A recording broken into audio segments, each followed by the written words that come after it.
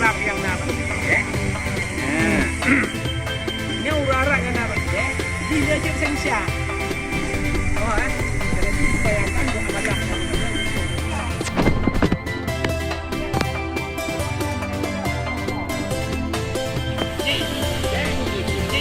Arab, tidak menjadi Arab, tidak di bahagiannya.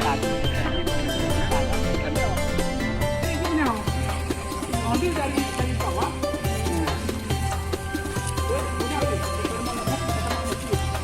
Walaupun kami yang dalam bawah, dalam masjid, ini tak sama lagu dalam masjid.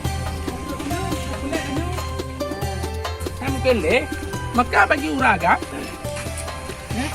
mengisyaratkan dengan tak. Baru kecil dengan tidak bersuara. Hirunya hanya senadi.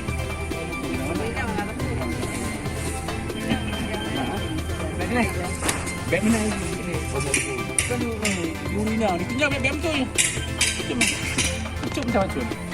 Bek betul je. Ya kan?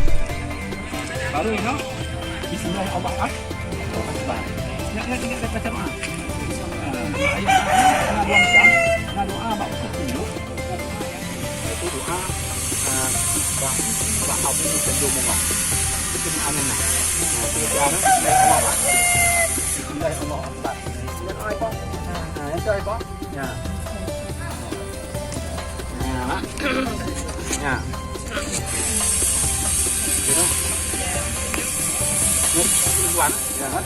Waktu sediakan kita bikau fa'an ahli kau tibahan kita Muhammad SAW. Bantu pintu Ka'bah. Nah, ya. Allahumma inna hadzal baita baitu harama haramu. Ya. Wa alna amnu wa hadzal maqamu.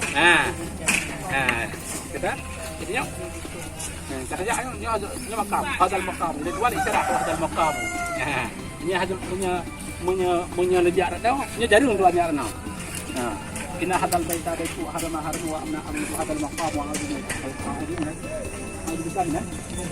Wahadal maqam. Garis staf semayang. Jadi tanya, betul itu. Tidak ada garis stafnya. Nak kodongnya. Ini nak penguat.